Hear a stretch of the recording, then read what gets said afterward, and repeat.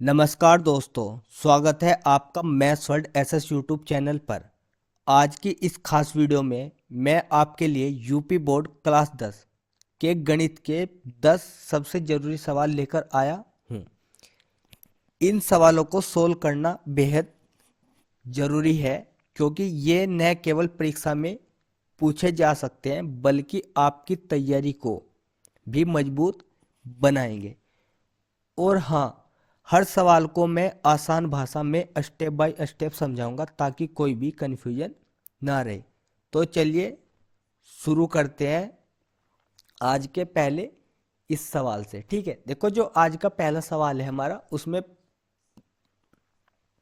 बोला कि एक शंक्वाकार बर्तन जिसके आधार की त्रिज्या 5 सेमी और ऊंचाई 24 सेमी है, पानी से पूरा भरा है। ठीक है, यानी कि जो हमारे पास शंक्वाकार बर्तन है उसके आधार की त्रिज्या 5 सेमी है और ऊंचाई 24 सेमी है, पानी से पूरा भरा है। इस बर्तन को नहीं, इस पानी को एक बेलनाकार बर्तन में पलटा जाता है जिसके आधार की त्रिज्या 10 सेमी है। बेलनाकार बर्तन में पानी की ऊंचाई ज्ञात कीजिए। ठीक है, देखो इस सवाल में जो कहागा वो ये बोल लगा कि एक शंक्वाकार बर्तन था हमारे पास जिसके आधार की त्रिज्या 5 सेमी थी और ऊंचाई 24 सेमी थी। ठीक है, पानी से पूरा भरा था। उसके बाद में एक बेलनाकार बर्तन था हमारे पास जिसके आधार की त्रिज्या 10 सेमी थी। ठीक है, उसने क्या किया, जो शंक्वाकार बर्तन में पानी था वो हमने बेलनाकार बर्तन में पलट दिया। ठीक है, पलटने के बाद में हमें पूछाइएगा कि जो बेलनाकार बर्तन में पानी की ऊंचाई है वो हमें ज्ञात करनी कि पानी की ऊंचाई कितनी है। ठीक है, देखो सबसे पहले में ध्यान रखना है कि अगर बेलनाकार बर्तन है या शंक्वाकार बर्तन है, किसी भी प्रकार का बर्तन है, ठीक है, अगर उसमें अंदर की बात करी कि पानी है या कोई और वस्तु डाल ली तो वो उसके आयतन की बात कर रहा। ठीक है, ये हमें समझना बहुत ही जरूरी है। ठीक है, अब देखो इस क्वेश्चन को कैसे सोल्व करेंगे। सबसे पहले जो शंक्वाकार बर्तन है उसके आधार की त्रिज्या कितनी है, 5 सेमी। तो हम यहाँ लिख लेंगे R1 बराबर करके लिख लेंगे ऐसे।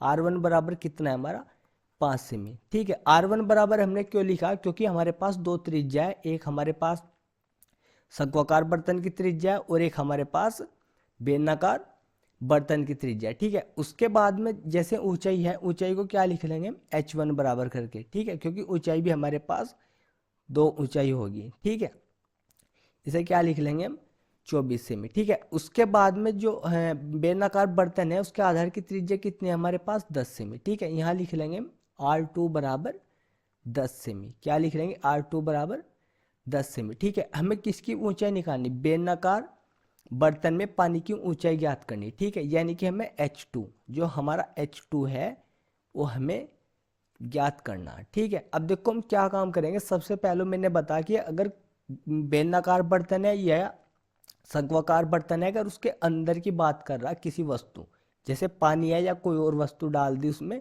तो वो उसके आयतन की बात कर रहा। ठीक है, यहाँ पे हम लिखेंगे, ऐसे लिख लेंगे शंक्वाकार बर्तन, ऐसे लिख लेंगे शंक्वाकार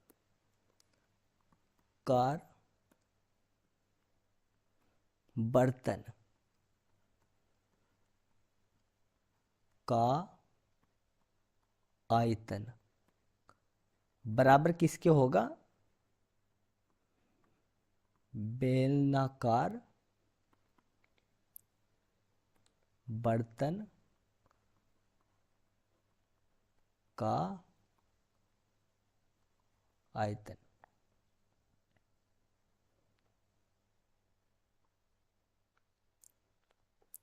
ठीक है, अब देखो शंक्वाकार बर्तन, यानी कि जब शंक्वाकार बर्तन का नाम आएगा तो संभवतः किसके आयतन की बात कर रहा, शंकु के। ठीक है, अब शंकु का आयतन कितना हो, 1/3 पाई R1 स्क्वायर H1 बराबर बेलन का आयतन कितना होगा, पाई R2 स्क्वायर H2। ठीक है, अब देखो पाई से हमारा पाई कट जाएगा। ठीक है, इससे R1 स्क्वायर से R2 स्क्वायर नहीं कटेगा। ठीक है, अगर यहाँ पे हमारा R स्क्वायर होता और यहाँ पे भी R स्क्वायर होता तब कट जाता। ठीक है, ऐसे नहीं कटते क्योंकि R1 हमारे पास अलग है और R2 हमारे पास अलग है। ठीक है, तो हम यहाँ पे क्या लिखेंगे, 1/3 R1 कितना हमारे पास 5 × 5 और H1 कितना है हमारे पास 24, ठीक है। बराबर में R2 कितना है हमारे पास 10 गुणा 10 और H1 कितना है हमारे पास, H1 हमें ज्ञात करना, ठीक है। अब देखो 3 से हम 24 को भाग दे देंगे, कितनी बार कट जाएगा 8 बार, ठीक है। यहाँ पे कितना बचेगा हमारा 5 गुणा 5 गुणा 8 और बराबर में कितना हो जाएगा हमारा 100H, ठीक है। अब उसके बाद में हम क्या काम करेंगे,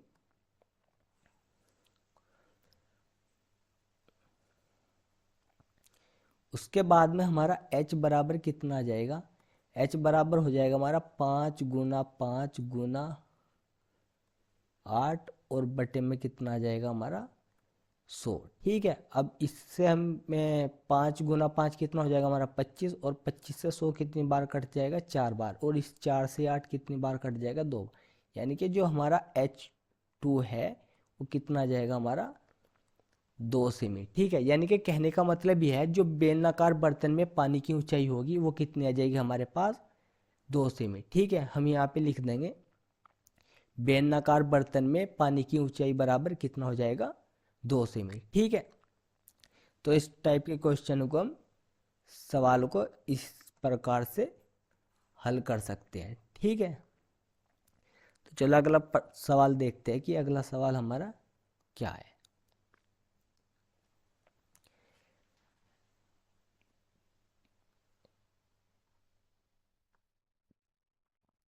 देखो अगला सवाल दिया हमारा, उसमें बोला कि एक आयताकार पार्क की लंबाई उसकी चौड़ाई से 8 मीटर अधिक है यदि पार्क का क्षेत्रफल 240 मीटर स्क्वायर है तो पार्क की लंबाई और चौड़ाई ज्ञात कीजिए, ठीक है। देखो हमारे पास एक आयताकार पार्क था और पार्क जो था उसकी लंबाई उसकी चौड़ाई से 8 मीटर अधिक है, ठीक है। अब देखो समझने की बात यह है जो लंबाई से चौड़ाई से जो हमारी लंबाई है वो 8 मीटर अधिक है, ठीक है। अब देखो हमें लंबाई तो पता नहीं कितनी है, वो हमारी क्या है अज्ञात है, पर हमें पता है कि लंबाई से चौड़ाई 8 मीटर अधिक है। सबसे पहले देखो एक आयताकार पार्क बनाते हैं,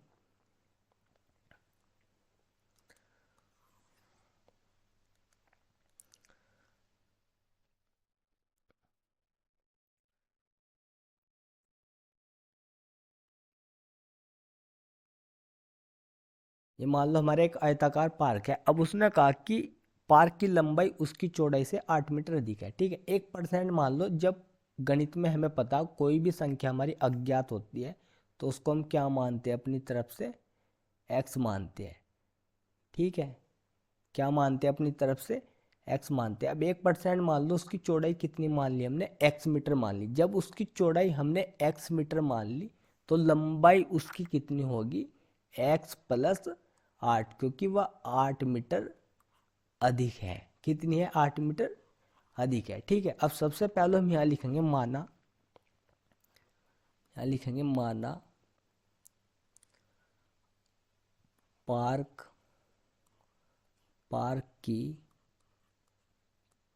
चौड़ाई बराबर क्या मान लेंगे x मीटर और लंबाई बराबर कितनी लिख लेंगे हम x प्लस 8 मीटर, ठीक है। अब उसके बाद में यहाँ पे लिखना है प्रश्नानुसार, क्या लिखना है प्रश्नानुसार। प्रश्नानुसार का मतलब होता है कि प्रश्न के अनुसार, ठीक है। अब देखो प्रश्न के अनुसार प्रश्न क्या कह रहा है कि एक आयताकार पार्क की लंबाई उसकी चौड़ाई से 8 मीटर अधिक है यदि पार्क का क्षेत्रफल 240 वर्ग मीटर, ठीक है। इसको हम क्या बोल सकते हैं वर्ग मीटर है तो पार्क की लंबाई एवं चौड़ाई ज्ञात कीजिए, ठीक है। अब देखो मैं समझने की बात यह है कि आयत जो हमारा आयताकार पार्क है, अब आयताकार पार्क का मतलब है आयत, आयत का क्षेत्रफल क्या होता है आयत का क्षेत्रफल होता है लंबाई गुना चौड़ाई, ठीक है। अब लंबाई कितनी है हमारे पास x प्लस 8, कितना है x प्लस 8 और चौड़ाई कितनी है हमारे पास x और क्षेत्रफल बराबर कितना है हमारा 240, कितना है 240, ठीक है। अब देखो इसकी गुना करेंगे तो कितना आएगा हमारे पास x स्क्वायर प्लस यहाँ कितना आ जाएगा 8x और 240 इधर प्लस का इधर आने का माइनस का, ठीक है, बराबर कितना हो जाएगा 0। अब हमें 240 के ऐसे गुणनखंड करने कि जिनका घटा के कितना होना चाहिए 8 होना चाहिए। कहने का मतलब ये है कि ऐसी दो संख्या देखनी है मैं, अगर गुना कर दे तो कितना होना चाहिए 240, अगर उन्हें दोनों संख्याओं को घटा दी जाए तो कितना होना चाहिए 8। ठीक है, अब देखो दिया जाए आपस में तो कितना अंतर आना चाहिए उनका 8। ठीक है, अब देखो ऐसी संख्या कौन सी हो जाएगी हमारी 20 गुना 12, और 20 में से 12 गया तो कितना बच जाएगा हमारा 8। ठीक है, तो कौन सी है में दो संख्या 20 और 12। ठीक है, अब देखो इसका गुणनखंड कैसे करना, एक्स स्क्वायर प्लस यहाँ कितना आ जाएगा हमारा 20x माइनस 12x और माइनस 240 बराबर कितना हो जाएगा 0। ठीक है, अब यहाँ से हम x कॉमन लेंगे तो कितना बचेगा हमारा x प्लस 20, और यहाँ से हम 12 कॉमन लेंगे तो यहाँ पे कितना बचेगा x प्लस 20। ठीक है, बराबर कितना हो जाएगा 0। अब देखो गुणनखंड में हमें ध्यान रखना, जो संख्या हमारी इधर आएगी x प्लस 20, वही संख्या हमारी इधर आनी चाहिए x प्लस 20। ठीक है, उसके बाद में हम क्या करेंगे, उसके बाद में हम लिखेंगे x प्लस 20, और इधर से क्या लिख देंगे हम x माइनस 12, और बराबर में कितना आ जाएगा हमारा 0। उसके बाद में हम यदि करेंगे और एक बार क्या लिखेंगे x प्लस 20 बराबर 0, और x बराबर कितना आ जाएगा हमारा माइनस 20, क्योंकि इधर प्लस का इधर आने के माइनस का, और ये क्या आएगी हमारी अमान्य, क्या लिखेंगे इसके सामने अमान्य, और इधर क्या लिखेंगे फिर यदि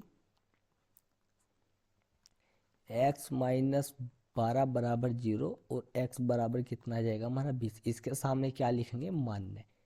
ठीक है, अब मान्य और अमान्य क्यों लिखा गया, क्योंकि हमें क्या निकालना था लंबाई, हम किसकी बात कर रहे हैं लंबाई और चौड़ाई की। ठीक है, अब तुमने कभी ये तो देखा नहीं होगा कि माइनस के 20 मीटर या माइनस के 30 मीटर। ठीक है, क्योंकि लंबाई कभी भी हमारी माइनस में नहीं हो सकती, लंबाई कभी भी हमारी माइनस में नहीं हो सकती, यानी कि ऋणात्मक नहीं हो सकती, इसलिए क्या है ये अमान्य है, और ये प्लस के 12 है, ये क्या है मान्य है, क्योंकि लंबाई हमारी प्लस हमेशा धनात्मक होगी। ठीक है, अब देखो जो हमारी पार्क की चौड़ाई है वो कितनी आ गई, यहाँ लिख देंगे हम इधर करके ऐसे,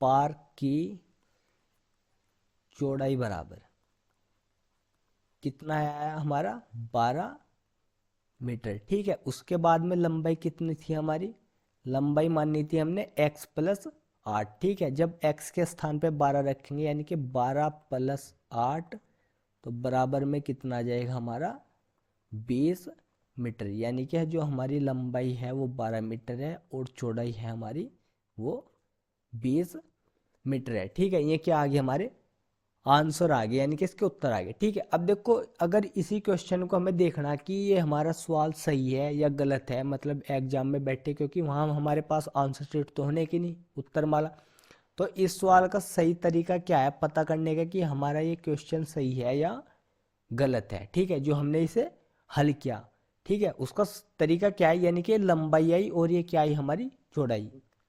ठीक है, या इसको चौड़ाई मान लो, इसको लंबाई मान लो। अब पार्क की लंबाई और चौड़ाई आ गई। ठीक है, अब पार्क की लंबाई चौड़ाई आने के बाद में पार्क किसके आकार का है, आयताकार का। अब आयत का क्षेत्रफल क्या होता है, लंबाई गुणा चौड़ाई, यानी कि अगर 12 की और 20 की गुना करी जाए वो कितना आएगा हमारा 240। ठीक है, 12 की और 20 240 वर्ग मीटर ही दे रखा था। ठीक है, तो इसका मतलब क्या है, जो हमारा आंसर आया है वे बिल्कुल क्या है, दोनों उत्तर सही आए हैं। ठीक है, चलो अगला क्वेश्चन देखते हैं क्या है।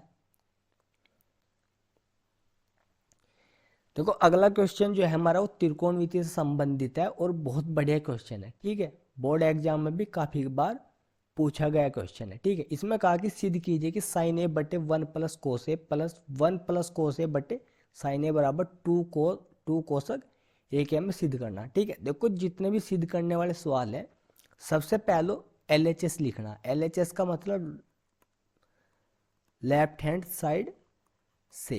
ठीक है, LHS लिखने के बाद में लेफ्ट हैंड साइड को लिखेंगे सबसे पहले, कैसे लिखेंगे साइन ए बटे 1 प्लस कोस ए प्लस 1 प्लस कोस ए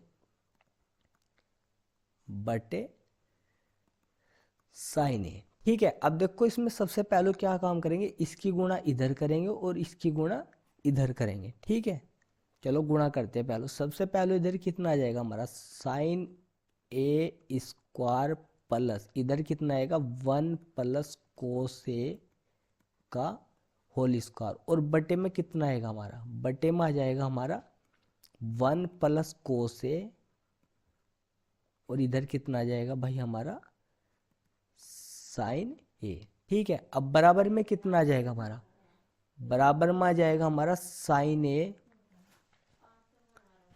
प्लस, अब 1 प्लस कोस ए का जब होल स्क्वायर खोलेंगे तो कितना आएगा 1 प्लस कोस ए का होल स्क्वायर खोलेंगे तो कितना आएगा हमारा 1 प्लस कोस स्क्वायर ए, और फिर कितना आएगा 2 कोस ए, बटे में कितना आ जाएगा हमारा, बटे में हमारा सेम ऐसे ही आ जाएगा जैसे पहले से लिखा है 1 प्लस कोस ए बटे साइन ए। ठीक है, अब देखो मैं समझना है कि साइन ए प्लस कोस ए किसके बराबर होता है, 1 के बराबर। ठीक है, तो कितना आ जाएगा हमारा 1 प्लस 1, क्योंकि 1 1 हमारा पहले से ही है। ठीक है, यहाँ पे कितना आ जाएगा हमारा प्लस 2 कोस ए, और बटे में कितना हो जाएगा हमारा, लिखा जाएगा 1 प्लस कोस ए, और यहाँ पे कितना हो जाएगा हमारा साइन ए। ठीक है, अब देखो ये कितना हो जाएगा हमारा 1 1 कितना हो जाएगा 2 प्लस 2 कोस ए, और बटे में कितना हो जाएगा हमारा 1 प्लस कोस ए, और यहाँ पे कितना हो जाएगा साइन ए।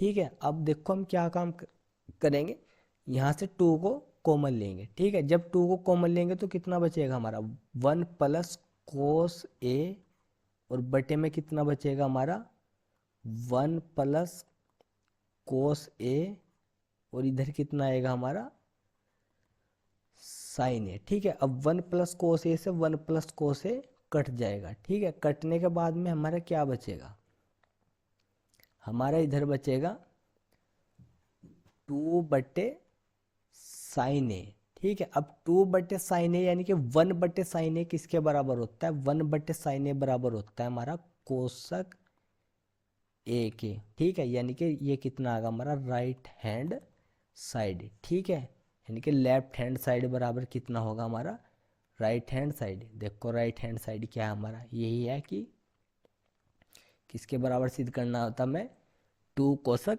ए के। ठीक है, और हमारा क्या आया है सिद्ध करने के 2 कोसक ए आया। ठीक है, देखो गणित कोई भारी विषय नहीं है अगर गणित को समझा जाए। ठीक है, सबसे पहले गणित को समझने का तरीका क्या है, हमें सूत्र याद होने चाहिए। ठीक है, अगर गणित के हमारे याद सूत्र है तुम समझो गणित का 90% तो है नहीं, पर इतना है कि हमने 60% भाग गणित का क्लियर कर लिया। ठीक है, तो जितना भी हो सके ज़्यादा से ज़्यादा गणित के सूत्र याद करो, और सूत्र याद करने के बाद में प्रैक्टिस। ठीक है, एक का क्वेश्चन को करीब करीब 2 2 3 3 बार निकाल लो, और प्रतिदिन रिवीजन करो। ठीक है, तो चलो अगला क्वेश्चन देखते हैं क्या है। देखो अगला क्वेश्चन में कहागा वह अनुपात ज्ञात कीजिए जिसमें बिंदुओं -3, 10 और 6, -8 को मिलाने वाले रेखाखंड बिंदु -1, 6 के द्वारा विभाजित होता है। ठीक है, यानी कि हम अनुपात ज्ञात करना। ठीक है, यानी कि निर्देशांक ज्यामिति में से एक क्वेश्चन पूछागा, और 2 नंबर में क्वेश्चन ये पूछा गया। ठीक है, इतना कोई भारी क्वेश्चन नहीं है ये अगर अच्छी तरीके से समझा जाए। ठीक है, सबसे पहले बात होती है कि क्वेश्चन को समझना। ठीक है, यानी कि सवाल को समझना। ठीक है, यानी कि इसने बोला कि वह अनुपात ज्ञात कीजिए जिसमें बिंदुओं, यानी कि बिंदुओं क्या है हमारे -3, 10 है, और -6 और 6, -8 है, को मिलाने वाले रेखाखंड बिंदु -1, 6 के द्वारा विभाजित होता है। ठीक है, सबसे पहले में समझने की बात है कि अनुपात ज्ञात करना। अब देखो जो निर्देशांक ज्यामिति हमारी उसमें अनुपात वाला फॉर्मूला है हमारे पास एक। ठीक है, क्या फॉर्मूला है अनुपात वाला, सबसे पहले हम फॉर्मूले की बात कर लेते हैं। सूत्र है हमारे पास। ठीक है, क्या है, यानी कि x बराबर लिखा जाता है हमारा mx2 + nx1, और बटे में कितना होता है हमारा m प्लस n। ठीक है, ऐसे y में लिखा जाता है हमारा y बराबर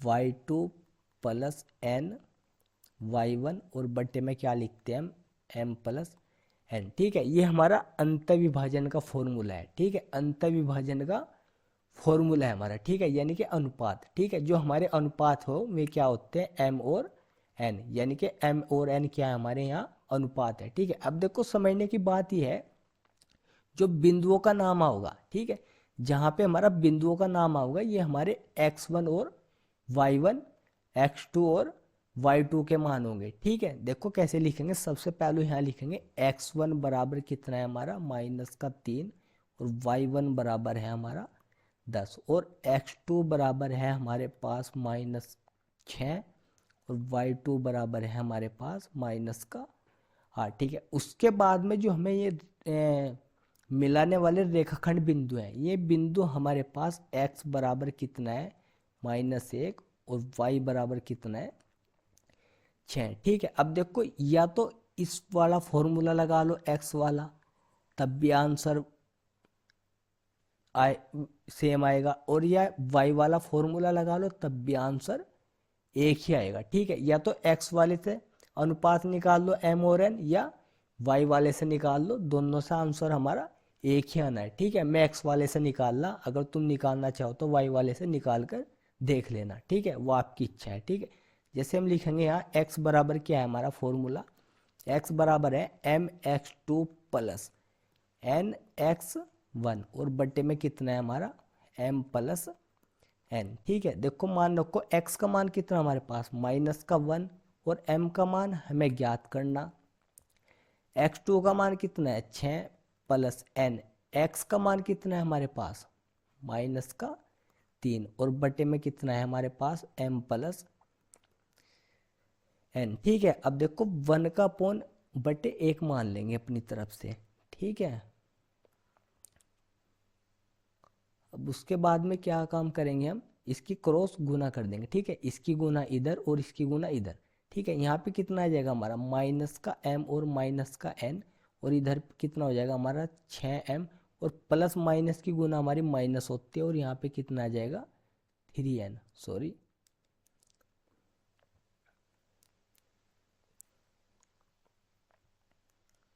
यहाँ पे कितना हो जाएगा हमारा 3n। ठीक है, अब देखो 6m इधर प्लस का है तो इधर आने का माइनस का, तो कितना आ जाएगा हमारा m और माइनस के 6m, इधर ये n माइनस का इधर आने के प्लस का, तो बराबर में कितना हो जाएगा हमारा माइनस का 3 और प्लस का n। ठीक है, अब माइनस के 7m बराबर माइनस का 2m, क्योंकि माइनस माइनस का जुड़ जाता है हमारा, पर रहता है माइनस का, और इधर माइनस प्लस। अब देखो एक माइनस का एक प्लस का, अब ये देखो ज्यादा किसके है, माइनस के ज्यादा या प्लस के, माइनस के ज्यादा तो 3n में से n घटेगा माइनस का 2n, माइनस से हमारा माइनस कट जाएगा, तो 7m बराबर कितना हो जाएगा हमारा 2n। ठीक है, उसके बाद में हम क्या काम करेंगे, इधर लिखेंगे m बटे n, और इधर कितना बन जाएगा हमारा 2/7, क्योंकि m को इधर लाएंगे, n को m के बटे में लाएंगे और 7 को 2 के बटे में ले जाएंगे। ठीक है, यानी कि हमारा जो m अनुपात n बनेगा वो क्या बनेगा 2:7। मेरा कहने का मतलब ही है, जैसे मैंने इसमें जो फॉर्मूला लगाया वो x वाला लगा, ठीक है, x अनुपात वाला लगा। ठीक है, अब अगर आपको निकालना है y निर्देशांक से भी आप मतलब y वाला फॉर्मूला लगा के भी इसके अनुपात निकाल सकते हो, और y वाला फॉर्मूले लगाकर अनुपात निकालने में भी हमारे 2:7 ही इसका आंसर आएगा, यानी कि उत्तर आएगा। ठीक है, ये नहीं है कि इससे जो y वाला हम लगाएंगे उससे हमारा आंसर अलग आ जाएगा, ऐसा बिल्कुल भी नहीं है। अगर आप चाहो तो निकाल कर देख सकते हो। ठीक है, अगला क्वेश्चन देखते हैं क्या है। देखो अगला सवाल भी बढ़िया क्वेश्चन है और समांतर श्रेणी में से लिया गया। ठीक है, इसमें कहा गया किसी समांतर श्रेणी का प्रथम पद 5, अंतिम पद 45 तथा योग 400 है, पदों की संख्या और सार्वंतर ज्ञात कीजिए। ठीक है, यानी कि देखो प्रथम पद की बात हुई तो प्रथम पद कितना है हमारा 5, समांतर श्रेणी, ठीक है। अंतिम पद कितना है हमारा 45, ठीक है। उसके बाद में योगफल कितना है Sn का सिंबल, योगफल का सिंबल क्या होता है Sn, कितना है 400, ठीक है। हमें क्या ज्ञात करना, पदों की संख्या और सार्वंतर, ठीक है। देखो समांतर श्रेणी में जो पदों का योगफल है उसके दो फॉर्मूले हैं। एक फॉर्मूला तो है हमारे पास, मैं दोनों फॉर्मूले लिख कर बता रहा, एक तो है Sn बराबर n/2 2a plus n-1 into D, ठीक है। और एक फॉर्मूला है या Sn बराबर n/2 a प्लस एल, और ब्रैकेट में क्या है, ब्रैकेट बंद, ठीक है। अब देखो समझने की बात यह है हमें फॉर्मूला कौन सा लगाने में फायदा है, ठीक है। देखो फॉर्मूला हमें दूसरे वाला लगाने में फायदा है, और सबसे मेन बात है कि जो इसका आंसर है वो दूसरे वाले फॉर्मूले से ही निकलेगा, ठीक है। अगर पहले वाला फॉर्मूला लगा ले तो आंसर नहीं निकल सकता, क्योंकि यहाँ पे हमें डी की आवश्यकता पड़ेगी, और डी हमें ज्ञात करना, डी हमारे पास है नहीं, ठीक है, क्योंकि प्रथम पद तो है हमारे पास, ठीक है। तो देखो इसमें ये वाला फॉर्मूला लगाना पड़ेगा, कौन सा लगाएंगे हम, ये वाला Sn बराबर n/2 और ब्रैकेट में a प्लस एल, और ब्रैकेट हमारा बंद, ठीक है। अब देखो Sn बराबर कितना है हमारे पास 400, कितना है 400 n/2, ठीक है। और a कितना है हमारे पास 5, और l कितना है हमारे पास 45, ठीक है। अब देखो कितना आ जाएगा हमारा 400 और बराबर में n/2 45, और 5 कितना हो जाएगा हमारा 50, ठीक है। उसके बाद में 50 से हम 400 को भाग कर देंगे कितनी बार, 8 बार, ठीक है। यानी कि 8 बराबर कितना बचा हमारा n/2, ठीक है। और हमारा n बराबर कितना आ जाएगा 16, ठीक है, क्योंकि इसका बटे क्या मान लेंगे अपनी तरफ से, क्रॉस गुना करेंगे तो n बराबर 16 ही आ जाएगा, ठीक है। उसके बाद में हमें ज्ञात करना और इसका सार्वंतर भी ज्ञात करना, ठीक है। अब देखो सार्वंतर कैसे ज्ञात किया जाएगा, ठीक है, उसे समझने की बात है। सार्वंतर ज्ञात करने के लिए हमें इस पर ध्यान देना पड़ेगा। L बराबर जो हमारा 45 है, ठीक है। देखो L बराबर जो हमारा 45 है, L को हम एक नाम और भी दे सकते हैं An, क्या नाम दे सकते हैं An, यानी कि An बराबर होता है हमारा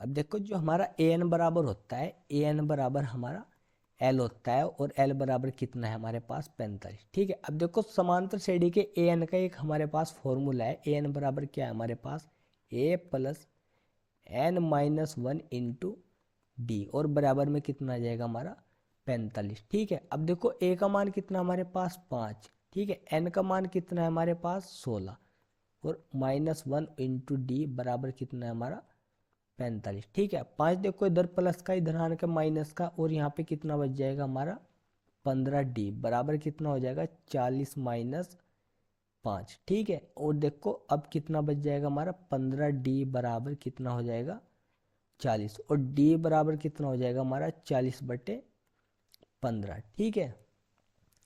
थोड़ा और हल कर लेंगे, हल कैसे करेंगे, अब देखो ऐसा पाड़ा देखना है हमें जिसमें 40 और 15 आते हैं। ऐसा पाड़ा क्या है हमारा 5 का, ठीक है। 40 कितनी बार कट जाएगा 8 बार, और 15 कितनी बार कट जाएगा 3 बार, ठीक है। यानी कि जो सार्वंतर है डी का मान कितना आ जाएगा 8, और n बराबर कितना आ जाएगा हमारा 16, ठीक है। देखो समझने की बात ही है, ये क्वेश्चन भी बोर्ड एग्जाम में पूछे गए क्वेश्चन है जो मैं आज आपको सोल्व करा रहा, ठीक है। और ये बहुत बढ़िया क्वेश्चन है, ठीक है। अब समझना तुम्हें कि तुम्हें क्वेश्चन कैसे सोल्व करने हैं, ठीक है। देखो ना क्वेश्चन को सोल्व करने के लिए सबसे पहले हमें क्वेश्चन को समझना बहुत जरूरी है, ठीक है। क्वेश्चन को कैसे समझेंगे, प्रैक्टिस से, ठीक है। जितने भी हो ज़्यादा से ज़्यादा क्वेश्चन को हल करने की कोशिश करो, और प्रैक्टिस करो, उन्हें समझने की कोशिश करो, ठीक है। जैसे यही क्वेश्चन है कि किसी समांतर श्रेणी का प्रथम पद, ठीक है, और अंतिम पद और योगफल, ठीक है। तो हमें समझने की बात है कि योगफल का क्या फॉर्मूला होता है, अंतिम पद का क्या फॉर्मूला होता है, और an बराबर an का मान हमारा l के बराबर होता है। ठीक है, अब देखो पदों का योगफल भी कितने फॉर्मूले, दो फॉर्मूले। अब हमारे पास एक फॉर्मूला जो मैंने अभी लिखवा था कि एस एन बराबर कितना होता है हमारा। अब एक फॉर्मूला तो हमारा ये होता है कि एस एन बराबर कितना होता है हमारा n/2 और 2a plus n-1 into D. ठीक है, अब देखो समझने की बात है, अगर हमारे याद यही फॉर्मूला है और इसी फॉर्मूले से हम क्वेश्चन को हल करने बैठते तो ये क्वेश्चन तो कभी भी नहीं हल कर सकते हम। ठीक है, अब समझने की बात है, हमें प्रत्येक फॉर्मूलों को ध्यान रखना पड़ेगा और बहुत गहराई से ध्यान रखना पड़ेगा, बहुत गहराई से, कि कौन सा फॉर्मूला किस प्रकार से कब यूज करना है। ठीक है, तो चलो अगले क्वेश्चन की ओर बढ़ते हैं। देखो अगला क्वेश्चन भी बढ़िया क्वेश्चन है और ऊंचाई दूरी का क्वेश्चन है। ठीक है, इसमें कहा कि समान ऊंचाई के दो खंबे 100 मीटर चौड़ी सड़क के दोनों ओर स्थित हैं। ठीक है, यानी कि क्या है, समान ऊंचाई के दो खंबे हैं और 100 मीटर चौड़ी सड़क के दोनों ओर स्थित है। सड़क पर स्थित किसी बिंदु से स्तंभों के शिखर का उन्नयन कोण 60 डिग्री और 30 डिग्री है। स्तंभों के बीच स्तंभों के बीच बिंदु की स्थिति और प्रत्येक स्तंभ की ऊंचाई ज्ञात कीजिए।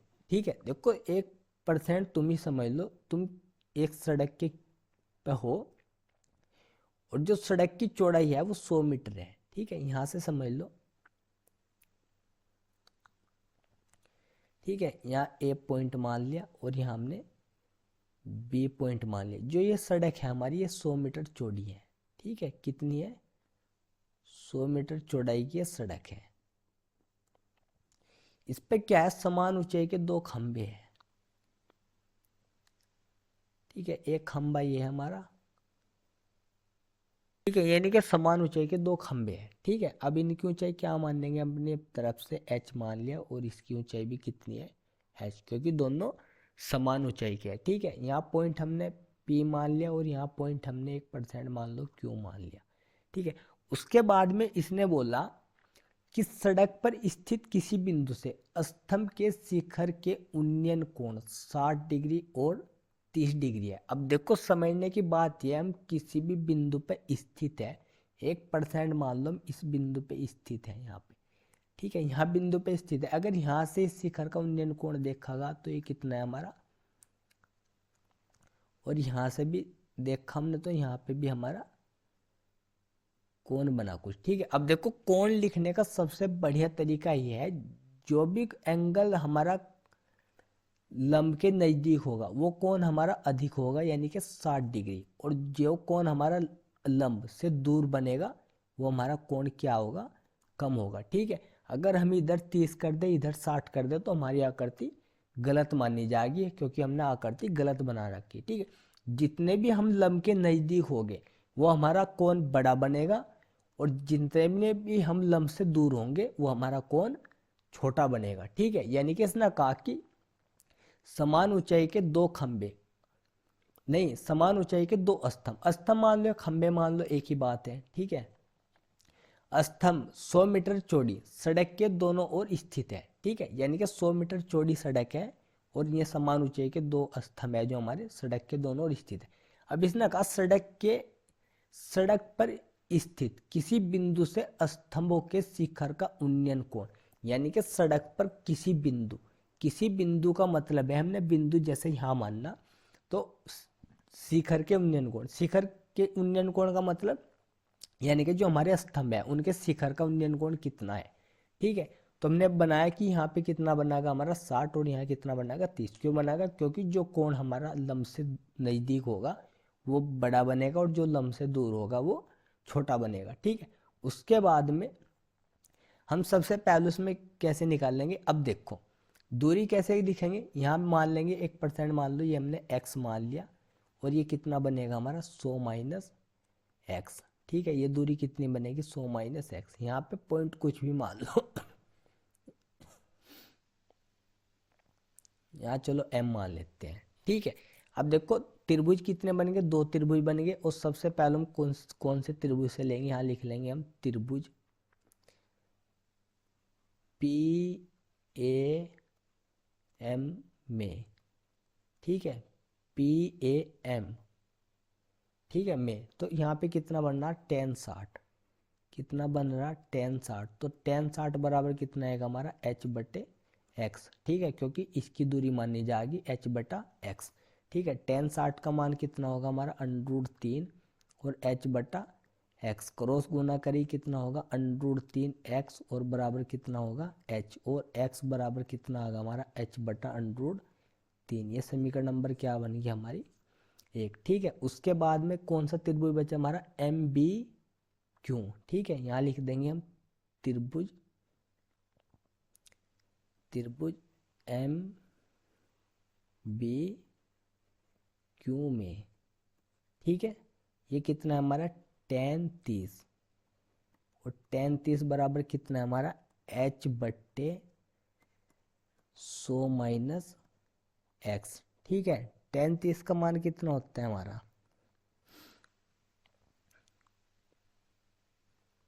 tan 30 का मान होता है हमारा 1/√3, ठीक है, और यहाँ पे कितना हो जाएगा हमारा h/100 - x क्रॉस गुना करेंगे, यहाँ पे कितना हो जाएगा हमारा 100 - x और यहाँ पे कितना हो जाएगा √3h। ये समीकरण नंबर क्या बनेगी हमारी, तो अब यहाँ क्या काम करेंगे हम, समीकरण 1 का मान समीकरण 2 में रखने पर, ठीक है, यहाँ लिख देंगे, ऐसे लिख देंगे समीकरण 1 का मान समीकरण 2 में रखने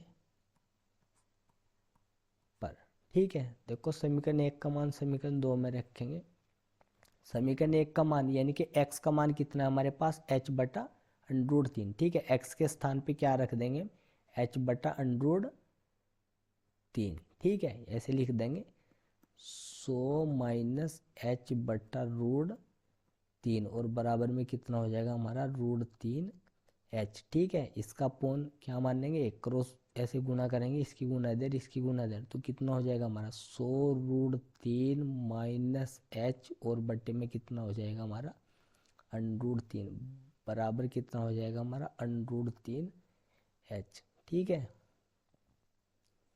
यहाँ से थोड़ा और सोल्व करेंगे तो कितना आएगा हमारा 100√3 - h और बराबर में कितना हो जाएगा हमारा 3h, ठीक है, क्योंकि √3 की गुना कितना होता है 3, इसका बटे 1 मान लेंगे, ठीक है। अब देखो इधर माइनस का h इधर आने के प्लस का, तो कितना हो जाएगा हमारा 100√3 बराबर 3h + h। अब ये कितना हो जाएगा हमारा 100√3 बराबर कितना आ जाएगा 4h, ठीक है, क्योंकि 3h + 1 h कितना हो जाएगा 4h।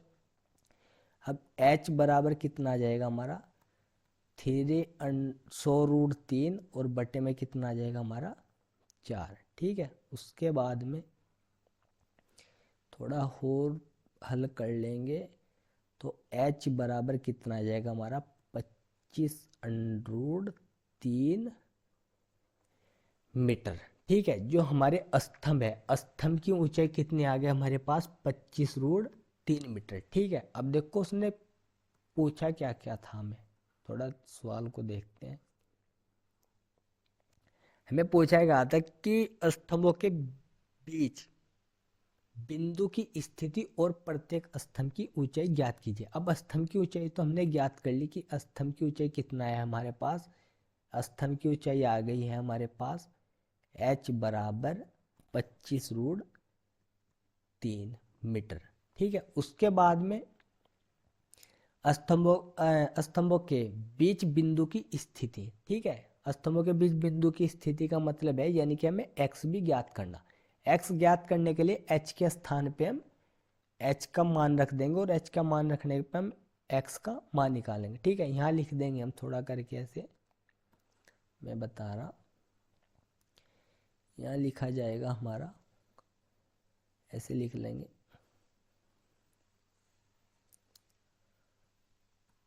h का मान समीकरण 1 में रखने पर जब h का मान समीकरण 1 में रखेंगे तो x बराबर कितना होगा हमारा 25√3 बटा कितना हो जाएगा, √3। √3 से √3 तो x बराबर कितना आ जाएगा हमारा 25 मीटर। ठीक है, यानी कि ये तो हमारा कितनी दूर है 25 मीटर, और ये कितनी दूरी पर बनेगा 75 मीटर पर। ठीक है, क्योंकि 100 में से जब 25 घटाएंगे तो कितना बचेगा हमारा 75 ही बचेगा। ठीक है, तो देखो ऊंचाई दूरी का जो क्वेश्चन है, सबसे पहले ऊंचाई दूरी के सवाल को हल करने का मतलब क्या है। ऊंचाई दूरी का सवाल हल कैसे होगा, ऊंचाई दूरी का सवाल हल होगा आकृति से।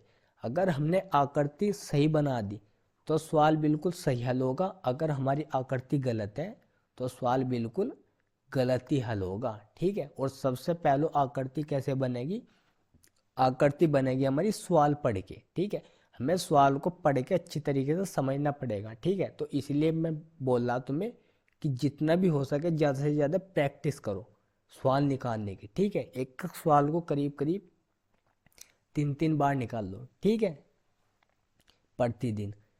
ठीक है, तो चलो अगला क्वेश्चन देखते हैं। देखो ये जो हमारा क्वेश्चन है यानी कि सवाल है, ये काफ़ी बार बोर्ड परीक्षा में पूछा गया। ठीक है, और लगातार भी कई बार पूछा गया। ठीक है, देखो इसमें बोला गया कि एक नाव की शांत जल में चाल 15 किमी प्रति घंटा है। नाव धारा की दिशा में 30 किमी जाने तथा धारा के विपरीत दिशा में 30 किमी वापस लौटने में कुल 4 घंटे 30 मिनट में पूर्ण करती है। धारा की चाल ज्ञात कीजिए। ठीक है, देखो इस टाइप के क्वेश्चन को कैसे सोल्व करेंगे।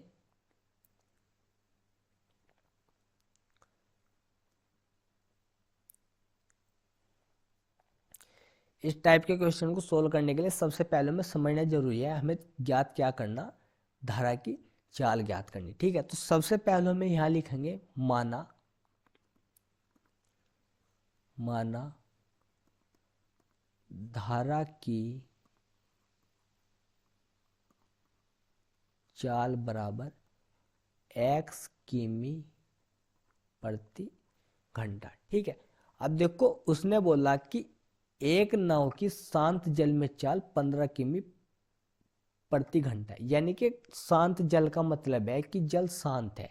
ठीक है, उसमें उसकी चाल कितनी है 15 किमी प्रति घंटा, यानी कि 15 किमी प्रति घंटा का मतलब है कि एक घंटे में वो कितने किमी जाती है 15।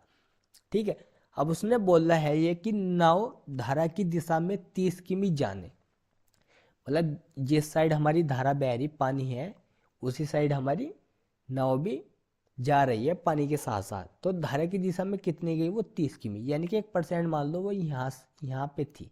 ठीक है, यहाँ से कितनी गई वो 30 किमी। ठीक है, कितनी गई वो 30 किमी चली। ठीक है, 30 किमी जाने के बाद में ये यहाँ पे रुक गई।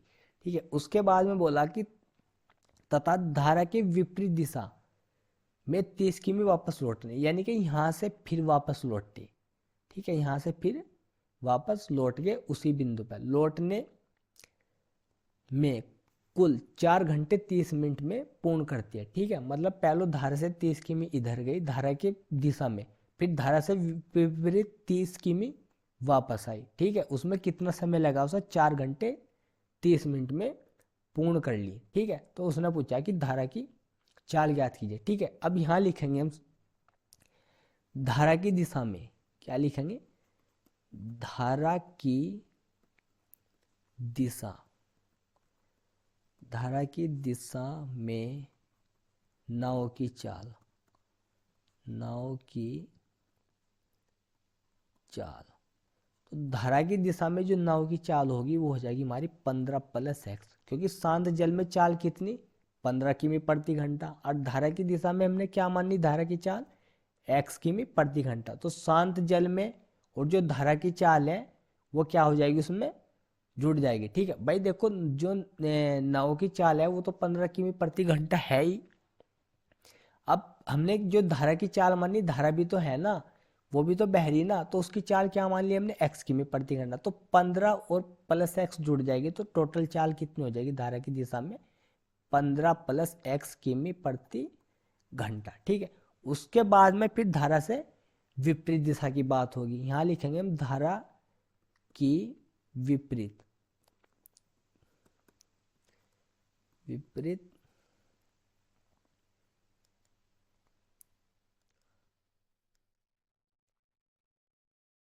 विपरीत दिशा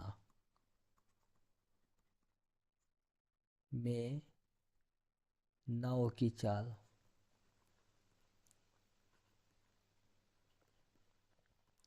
अब धारा की विपरीत दिशा में नाव की चाल होगी 15 - किमी प्रति घंटा।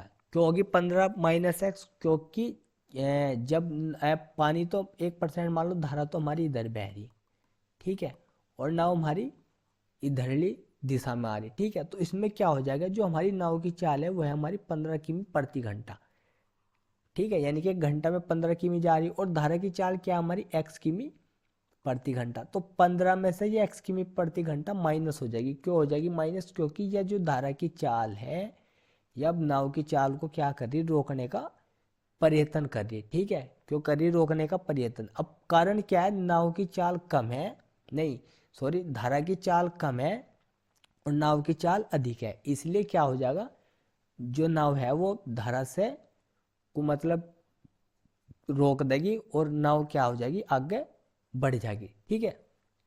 अब इसलिए क्या हो जाएगी, 15 - x हो जाएगी। और ये क्यों जुड़ी इसमें, क्योंकि नाव की चाल 15 किमी प्रति घंटा है और प्लस में धारा की भी चाल है, तो उसमें क्या हो जाएगी, चाल ये हमारी जुड़ जाएगी, ठीक है। उसके बाद में हम यहाँ लिखेंगे प्रश्नानुसार। क्या लिखेंगे, प्रश्न,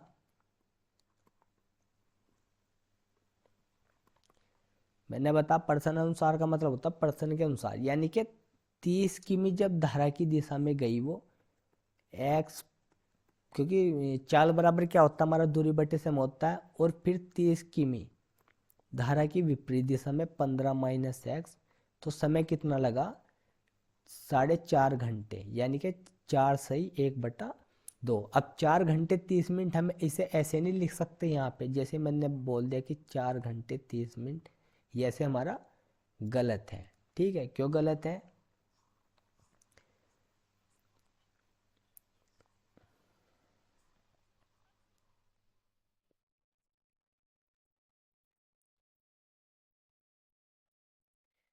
क्या गलत है। अब देखो, हमें समझने की बात यह है कि जो हमारी 4 घंटे 30 मिनट है, हमें ये देखना कि गणित की में 4 घंटे 30 मिनट कैसे लिखा जाता है, ठीक है। हमें समझने दे रही है कि 30 मिनट में कितना घंटे होता है, ठीक है। अगर 30 मिनट में घंटे निकालना, तो 30 मिनट को हम कैसे भाग कर देंगे, 60 से, ठीक है। तो भाग करने के बाद में कितना आ जाएगा हमारा, 1/2, ठीक है। यानी कि 1/2 ये कितना है हमारा, आधा घंटा, और 4 घंटे, तो हम कैसे लिख देंगे, 4 सही 1/2। इसके बाद में हम क्या करेंगे, इस सवाल को हल कर लेंगे, ठीक है। हल कैसे करेंगे, इसकी गुना इधर करेंगे, उसकी गुना इधर करेंगे, और इसकी गुना इधर करेंगे। करो गुना, कैसे लिखा जाएगा, यहाँ आ जाएगा हमारा 30, और यहाँ पे लिख देंगे 15 - x, और प्लस यहाँ पे कितना आ जाएगा हमारा 30, और यहाँ पे कितना लिख देंगे 15 + x, ठीक है। और बटे में कितना आ जाएगा हमारा 15 + x, और यहाँ कितना आ जाएगा हमारा 15 - x, ठीक है। अब बराबर में ये कौन सी भिन्न है हमारी, मिश्र भिन्न। अब मिश्र भिन्न को कौन सी भिन्न में बदलना है, विषम भिन्न में। तो कितना आ जाएगा, 4 दूनी 8, और 8 कितना हो जाएगा 9/2, ठीक है। अब 30 की गुना यहाँ तक करेगा, और ये 30 यहाँ तक करेगा, ठीक है। कितना आ जाएगा हमारा 450 - 30x, और प्लस 450 प्लस 30x, और बटे में कितना आ जाएगा हमारा, बटे में आ जाएगा हमारा, देखो एक प्लस का है और एक माइनस का है, ठीक है। एक फॉर्मूला हमने पिछली कक्षाओं में बहुत पढ़ा और अब भी पढ़ा। क्या फॉर्मूला है हमारा, a + b और a - b, इसका क्या फॉर्मूला होता है हमारा, a² - b²। अब a का मान कितना हमारे पास 15, और b का मान कितना हमारे पास x, तो कितना हो जाएगा हमारा 15 का वर्ग कितना हो जाएगा 225, और x का वर्ग कितना हो जाएगा x², बराबर में कितना हो जाएगा हमारा 9/2, ठीक है। अब देखो 30x से 30x हमारा कट जाएगा, ये कितना हो जाएगा हमारा 450, और 450 कितना हो जाएगा हमारा 900, ठीक है। कितना हो जाएगा 900, तो ये कितना हो जाएगा हमारा 900 बट्टा कितना हो जाएगा हमारा 225 - x², और बटा में कितना हो जाएगा हमारा, बराबर में 9/2। ठीक है, अब उसके बाद में थोड़ा और हल कर लेंगे। इस 9 से इस 900 का भाग कर देंगे तो कितना आ जाएगा हमारा 100। कितना आ जाएगा 100, और बटे में कितना आ जाएगा हमारा 225 माइनस एक्स स्क्वायर, और बराबर में कितना आ जाएगा हमारा 1/2। ऐसे क्रॉस गुना कर देंगे, कितना हो जाएगा हमारा 200, और बराबर में कितना आ जाएगा 225 माइनस एक्स स्क्वायर। ठीक है, अब देखो हम क्या करेंगे, इधर एक्स स्क्वायर माइनस का, इधर आने के प्लस का, इधर प्लस का, ये इधर आने के माइनस का, तो यानी कि एक्स स्क्वायर बराबर हमारा 225 माइनस 200, और एक्स स्क्वायर बराबर कितना आ जाएगा हमारा 25। ठीक है, इधर से जो हमारी एक्स का मान निकल के आएगा वो कितना आ जाएगा हमारा √25, और एक्स बराबर कितना आ जाएगा 5। यानी कि जो हमारी धारा की चाल है, धारा की चाल बराबर कितना आ जाएगा 5 किमी प्रति घंटा। ठीक है, यानी कि जो धारा की चाल है वो एक घंटे में कितनी किमी जा रही, 5 किमी। ठीक है, तो कोई एक क्वेश्चन बहुत ही इंपॉर्टेंट है, बहुत ज़्यादा। ठीक है, इस क्वेश्चन को बहुत ध्यान रखना, और ध्यान रखने के साथ साथ बहुत गहराई से इसको समझना। ठीक है, तो मैं बार बार कह रहा, जो गणित को अगर तुम्हें अच्छी तरीके से समझना, तो गणित में होता है प्रैक्टिस का खेल। ठीक है, जब ना भी हो सके ज़्यादा से ज़्यादा क्वेश्चन को लगाने की कोशिश करो और उन्हें समझने की कोशिश करो। ठीक है, तभी जाके कुछ हासिल होगा। ठीक है, चलो अगला सवाल देखते हैं। देखो अगला सवाल भी बहुत बढ़िया सवाल है। ठीक है, और बोर्ड एग्जाम में भी आया हुआ क्वेश्चन है ये भी। ठीक है, इसमें बोला गया कि 2 अंकों से बनी एक संख्या एवं उसके अंकों को पलटने पर बनी संख्या का योगफल 66 है। ठीक है, यदि संख्या के अंकों का अंतर 2 हो तो संख्या ज्ञात कीजिए। ठीक है, अब देखो इसमें बोल लगा कि 2 अंकों की एक संख्या थी हमारे पास, और उस संख्या के अगर हम अंकों को उलट दें, ठीक है, उलटने का मतलब है बदल दें। ठीक है, तो जो संख्या बदली हमने, और जो हमारे पास पहली संख्या थी, उनका दोनों का योगफल कितना है 66 है, और उस संख्या के अंकों का अंतर कितना है हमारे पास 2 है। ठीक है, वो हमें संख्या ज्ञात करनी है। ठीक है, कितने अंकों की संख्या है वो 2 अंकों की। ठीक है, सबसे पहले में अंक लिखेंगे, हम यहाँ पे लिखेंगे माना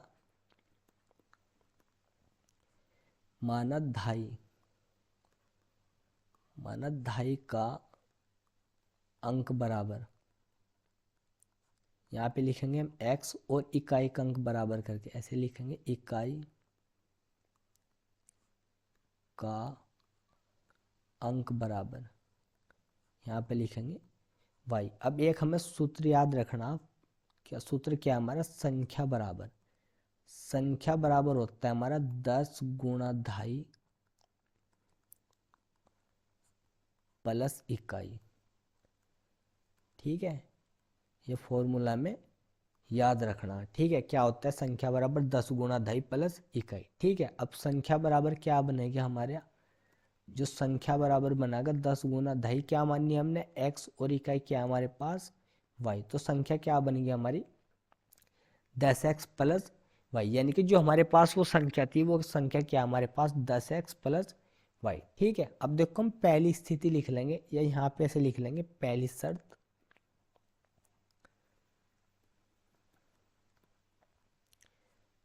शर्त या स्थिति लिख लो, एक ही बात है। देखो पहली शर्त में क्या बोला उसने कि 2 अंकों से बनी एक संख्या एवं उसके अंकों को उलटने पर बनी संख्या, यानी कि 2 अंकों से संख्या क्या बनी हमारे पास 10x प्लस y। ठीक है, अंकों को उलटने पर बनी संख्या, मतलब अंकों को उलटने का मतलब है कि जो इकाई का अंक है वो दहाई का बन जाएगा, और जो दहाई का अंक है वो इकाई का, यानी कि 10y प्लस x। ठीक है, अब ये कितना है, इसका योगफल 66 है। ठीक है, अब देखो थोड़ा हल करेंगे, 10x plus Y plus 10y plus X बराबर कितना आ जाएगा हमारा 66, और यहाँ कितना बन जाएगा हमारा 11x प्लस 11y बराबर 66। ठीक है, इसके बाद में थोड़ा और हल करेंगे, यहाँ पे कितना आ जाएगा हमारा x बाहर कर लेंगे 11, तो यहाँ पे कितना आ जाएगा x प्लस वाई बराबर 66, और 11 से 66 कितनी बार कट जाएगा, 6 बार, तो x प्लस वाई बराबर कितना आ जाएगा हमारा 6। ये समीकरण नंबर क्या बनेगा हमारा 1। ठीक है, अब उसके बाद में क्या बोल रहा उसने, उसके बाद में बोल रहा यदि संख्या के अंकों का अंतर, अब संख्या क्या है हमारे पास 10x प्लस वाई, संख्या के अंकों का अंतर, अब अंक क्या है हमारे पास, एक x है और एक y है। ठीक है, एक x है, एक संख्या के अंकों का अंतर कितना है 2। ठीक है, यानी कि अंक क्या हमारे पास x और y, इनका अंतर कितना है 2 है। ठीक है, अंतर कैसे लिखेंगे इनका, इनका अंतर ऐसे लिखा जाएगा दूसरी शर्त, या ऐसे लिख देंगे दूसरी स्थिति। ठीक है, वो तुम्हारे ऊपर है, तुम कैसे भी लिख दो। यानी कि अंकों का अंतर x माइनस वाई बराबर कितना है हमारे पास 2। ये समीकरण नंबर क्या बनेगी 2। अब यहाँ लिखेंगे हम समीकरण 1 व समीकरण 2 को हल करने पर जब समीकरण 1 और 2 को हल करेंगे क्या बनी हमारे पास x प्लस वाई बराबर 6, ये समीकरण नंबर 1 है, और दूसरी क्या है x माइनस वाई बराबर 2, ये समीकरण नंबर 2 है। ठीक है, इनको क्या कर लेंगे, हल कर लेंगे। अब समीकरण हमने पिछली कक्षाओं में, जैसे कक्षा 8 है में, कक्षा 8 में ऐसी समीकरण बहुत हल की। ठीक है, ठीक है, ये समीकरण क्या हो जाएगी जोड़ने पर y से y कटेगा, तो यहाँ कितना हो जाएगा 2x बराबर ये कितना हो जाएगा 8। देखो भाई, सबसे पहली बात होती है जो सवाल है जितने भी हमारे, उसमें जैसे मैंने समीकरण बनवा दी तुम्हें x प्लस वाई बराबर 6 और x माइनस वाई बराबर 2, इन समीकरणों को आप कैसे भी हल कर सकते हो। इन्हें हल करने के काफ़ी मेथड है, काफ़ी तरीके हैं।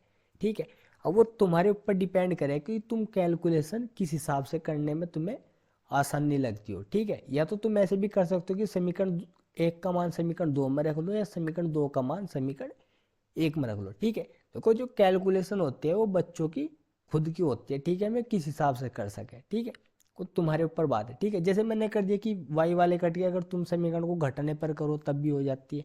ठीक है, यानी कि यहाँ पे x का मान कितना आ जाएगा हमारा 8/2, और x बराबर कितना आ जाएगा हमारा 4 आ जाएगा। ठीक है, अब ये x का मान या समीकरण 1 में रख लो या समीकरण 2 में रख लो, वहां से हमें किसका मान निकालना, y का मान निकालना। ठीक है, हम यहाँ पे लिख देंगे, क्या लिख देंगे कि x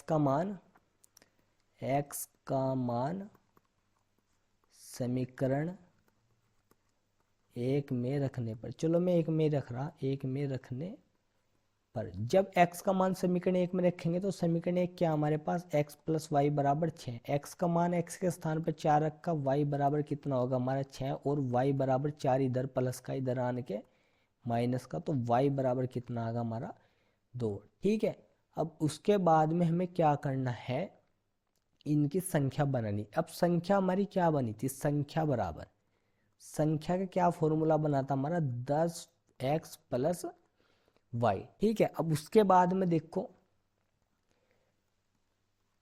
10 गुना x का मान कितना हमारे पास 4 और y कितना है हमारे पास 2, तो कितना हो जाएगा हमारा 40 प्लस 2 बराबर कितना हो जाएगा 42। जितने भी सवाल संख्या संबंधित हो गए, सिर्फ मैं संख्या संबंधित सवाल की बात कर रहा, जिसमें 2 अंकों से बनी एक संख्या का नाम होगा और उस संख्या के उलटने पर बनी संख्या, मतलब संख्या संबंधित जितने भी क्वेश्चन होंगे उसका जो भी हमारा उत्तर आएगा, जैसे 42 आया तो या में करके हमें 24 भी लिखना है। अगर इसका आंसर हमारा 72 आता है 1% मान लो, तो या में करके हमें क्या लिखना था 27। ठीक है, अब देखो वो मैंने तुम्हें बताया कि उत्तर की जांच हम अपने ऐसे नहीं कि आंसर शीट से ही कर सके, कि जो हमारी उत्तर माला होगी या आंसर शीट होगी उसमें उत्तर की जांच कर सके, हम खुद भी प्रत्येक सवाल के उत्तर की जांच कर सकते हैं। देखो कैसे, संख्या क्या है हमारे पास 42, या तो 42 आती संख्या या 24 आती है। अगर 42 आई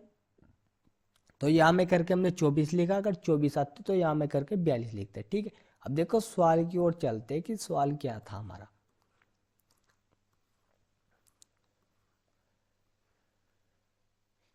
इसमें बोला गया था मैं कि दो अंकों से बनी एक संख्या एवं उसके अंकों को पलटने पर बनी संख्या का योगफल 66। यानी कि संख्या क्या आई हमारे पास, संख्या आई थी हमारे पास 42। ठीक है, 42 के अंकों को पलटा तो कितना होगा 24, अगर दोनों को जोड़ा तो कितना होगा हमारे पास 66। यानी कि देखो 66 है नहीं।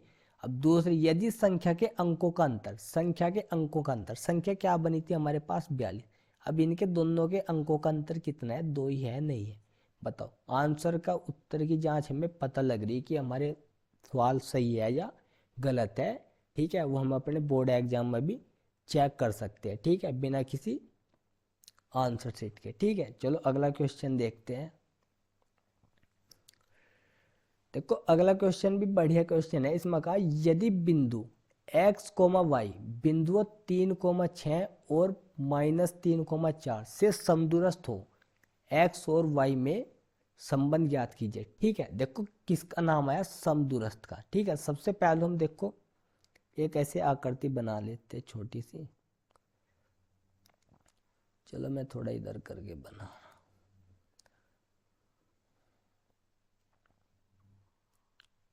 यानी कि बिंदु क्या है हमारे पास, x और y, यानी कि x कोमा वाई। यहाँ कोई पॉइंट मान लिया हमने P, यहाँ कोई पॉइंट मान लिया A, और यहाँ कोई बिंदु मान लिया B। ठीक है, और बिंदुओं, बिंदुओं का नाम आया, यानी कि यदि बिंदु, बिंदु क्या है हमारे x कोमा वाई, और बिंदुओं यानी कि कितना है 3,6, और यहाँ पे कितना है हमारा -3,4 से समदूरस्थ हो तो x और y में संबंध ज्ञात कीजिए। ठीक है, अब देखो समदूरस्थ का मतलब है इस समान दूरी पे है एक दूसरे से। ठीक है, कितनी दूरी पे, समान दूरी पे। ठीक है, अब जब समान दूरी पे है तो हमें याद रखना होगा कि दो बिंदुओं के बीच की दूरी निकालने का क्या फॉर्मूला होता है। ठीक है, यानी कि दो बिंदुओं के बीच की दूरी निकालने का क्या सूत्र होता है, यहाँ लिख लेंगे ए पी के बीच की दूरी बराबर क्या लिख देंगे हम, पी बी के बीच की दूरी। ठीक है, यानी कि ऐसे भी हम लिख सकते हैं। ठीक है, अब देखो बिंदु तुम्हें पता ही, हम ऐसे लिख सकें यहाँ पे x-3 का वर्ग और प्लस यहाँ पे कितना हो जाएगा हमारा y-6 का वर्ग, और बराबर में कितना हो जाएगा हमारा x+3 का वर्ग और प्लस यहाँ पे कितना हो जाएगा हमारा y-4 का वर्ग। ठीक है, अब देखो इनका होल स्क्वायर खोल लेंगे तो कितना हो जाएगा हमारा x² -6x + 9 प्लस y² +36 और माइनस कितना हो जाएगा हमारा 12y, और बराबर इधर कितना हो जाएगा x² + 9 plus 6x plus y² +16 और माइनस का कितना हो जाएगा 8y। ठीक है, अब देखो x² y² कट गए, इस 9 से ये 9, क्योंकि बराबर में कटते हैं हमारे समान चिन्ह वाले, बराबर में कटते हैं जो जैसे हम काटते हैं वे कटते हैं समान चिन्ह वाले। अगर एक ही है, बराबर का कोई साइन नहीं है और इधर ही है एक ही साइड है, तो उसमें कटते हैं हमारे विपरीत साइन वाले, एक प्लस का और एक माइनस का। ठीक है, इन बातों को हमें ध्यान रखना पड़ेगा। ठीक है, अब देखो यहाँ क्या बचा हमारा माइनस का 6x और यहाँ कितना बचा प्लस का 36 माइनस के 12y और बराबर में कितना है हमारा 6x प्लस 16 माइनस के 8y। ठीक है, अब देखो क्या काम करेंगे, एक्स वाई वाला एक साइड कर लेंगे हम इधर 6x, इधर प्लस का ये इधर आने के माइनस का, और माइनस का कितना हो जाएगा 12y, ये कितना हो जाएगा प्लस का 8y, और ये कितना हो जाएगा हमारा 16 माइनस 36। उसके बाद में माइनस माइनस का जुड़ जाएगा पर रहेगा माइनस का ही, और माइनस का यहाँ पे कितना बच जाएगा 4y, और बराबर में कितना बच जाएगा माइनस का 20। यहाँ से माइनस का 4 कॉमन लिया तो कितना बचा 3x प्लस y और बराबर में माइनस का 20। माइनस से माइनस और 4 से भाग दिया तो कितना बचा हमारा 3x प्लस y और बराबर कितना आ गया हमारा 5। यानी कि जो हमारा आंसर है, जो हमारा x और y में संबंध है, या तो तुम ऐसे करके लिख सको ये भी आंसर तुम्हारा सही है बिल्कुल, और या में करके तुम ऐसे भी लिख सकते हो 3x प्लस वाई माइनस 5 और बराबर 0। ये भी आंसर क्या है, सही है उत्तर। यानी कि दोनों उत्तर में से तुम कोई सा भी आंसर लिखाइए, दोनों उत्तर हमारे सही होंगे बिल्कुल। ठीक है, चलो अगला क्वेश्चन देखते हैं। लास्ट क्वेश्चन क्या है हमारा, देखो लास्ट क्वेश्चन हमारा द्विघात समीकरण का क्वेश्चन है और ये बहुत ही बढ़िया क्वेश्चन है। ठीक है, सबसे आसान क्वेश्चन है और सबसे भारी भी है। ठीक है, देखो भारी तो इसलिए है, अगर हमने अच्छी तरीके से नहीं समझा तो हमारे लिए भारी है, अगर अच्छी तरीके से समझ लिया तो सबसे आसान है। ठीक है, देखो इस क्वेश्चन को सोल्व करने के लिए सबसे पहले जैसे इसमें लिखा कि द्विघात समीकरण 1/a plus B plus X बराबर 1/a plus 1/b plus 1/x, ठीक है, के गुणनखंड विधि द्वारा हल कीजिए। ठीक है, देखो इस टाइप के क्वेश्चन को सबसे पहले इधर लिख लिया, चलो मैं इधर लिख ला 1/a plus B plus X बराबर 1/a plus 1/b plus 1/x। ठीक है, अब देखो ध्यान रखना हमें, ये 1/x है, इधर प्लस का ये इधर लाना। ठीक है, तो इधर आने के माइनस का, यानी कि 1/, कितना आएगा हमारा a plus B plus X minus 1/x बराबर कितना हो जाएगा हमारा 1/a प्लस 1/b। ठीक है, अब देखो वही गुना करेंगे, इसकी गुना इधर, इसकी गुना इधर, इसकी गुना इधर, इसकी गुना इधर, करो कितना आ जाएगा हमारा, यहाँ x हो जाएगा, यहाँ कितना हो जाएगा हमारा a plus B plus X. ठीक है, और बटे में कितना आ जाएगा हमारा a plus B plus X, और यहाँ कितना आ जाएगा हमारा x बराबर में कितना हो जाएगा b प्लस a और बट्टे ए बी। ठीक है, माइनस की गुणा कर देंगे अंदर। देखो हमेशा की ध्यान रखने की बात है, अगर इधर माइनस का साइन है तो हमेशा ब्रैकेट लगा के गुणा करनी है, अगर प्लस का साइन होता तो कोई आवश्यकता नहीं थी ब्रैकेट लगाने की। ठीक है, यहाँ कितना हो जाएगा हमारा x minus A minus B minus X बट्टे में कितना हो जाएगा हमारा a plus B plus X और इंटू में x हो जाएगा, और यहाँ पे कितना हो जाएगा प्लस वाला है a प्लस बी लिख दो, कोई दिक्कत नहीं बिल्कुल भी, और बटे में ए बी लिख दो। ठीक है, इस माइनस से इस x से ये x कट गया, क्योंकि एक माइनस का एक प्लस का। अब देखो ये माइनस का है, ये माइनस का है, यहाँ से हम क्या काम करेंगे, माइनस के कॉमन ले लेंगे और यहाँ कितना बचेगा हमारा a प्लस बी। ठीक है, बटे में हम क्या काम करेंगे, गुना कर देंगे, यहाँ कितना आ जाएगा हमारा ax plus B X plus कितना आ जाएगा एक्स स्क्वायर। ठीक है, और बराबर में कितना हो जाएगा हमारा a प्लस बी और बटे में A B. A plus B से हमारा a प्लस बी, यहाँ कितना बचेगा हमारा माइनस का 1, और बटे में कितना है हमारा ax plus B X plus X square, और बराबर में कितना है हमारा 1/a। ठीक है, क्रॉस गुना करेंगे, यहाँ कितना है हमारा माइनस का ए बी और बटे में ax plus B X plus X square. ठीक है, इधर ए बी माइनस का, इधर आने के प्लस का, तो हम इसे थोड़ा ऐसे लिख लेंगे करके X square plus A X plus B X plus A B और बराबर 0। ठीक है, यहाँ से हमने x बाहर किया तो कितना बचा हमारा x प्लस ए, और यहाँ से प्लस b, और यहाँ कितना बचा x प्लस ए और बराबर 0। ठीक है, अब वही गुणनखंड बन गए बस हमारे a x प्लस ए, और यहाँ कितना बचा x प्लस बी और बराबर कितना होगा हमारा 0। ठीक है, उसके बाद में फिर हमने क्या लिखा, ऐसे लिखा यदि x प्लस ए बराबर 0 और x बराबर कितना आएगा माइनस का ए। फिर क्या लिखा, यदि x प्लस बी बराबर 0 और x बराबर कितना आएगा हमारा माइनस का b। तो जो हमारे गुणनखंड आगे मान वे कितने आए, x बराबर माइनस का a और माइनस का b। ये क्वेश्चन बहुत ही इम्पोर्टेंट क्वेश्चन है, और इस क्वेश्चन को करने में बच्चे बहुत ज़्यादा गलती करते हैं। ठीक है, तो गलती बिल्कुल भी ना करें, इस क्वेश्चन को हमेशा ध्यान रखिए और इस क्वेश्चन पर ज़्यादा ध्यान दे। और मैंने तुम्हें बताया इस क्वेश्चन को हल करने का सबसे आसान तरीका यही है और आसान तरीका क्या है, ये क्वेश्चन होगा ही ऐसे हल, ठीक है, गुणनखंड विधि से। ठीक है, हमें क्या काम करना पड़ेगा, सबसे पहले जो 1/x है इसको इधर लाना पड़ेगा, तब जाके इस क्वेश्चन को हम सोल्व करते। ठीक है, आज की वीडियो में मैंने आपको 10 क्वेश्चन कराए हैं।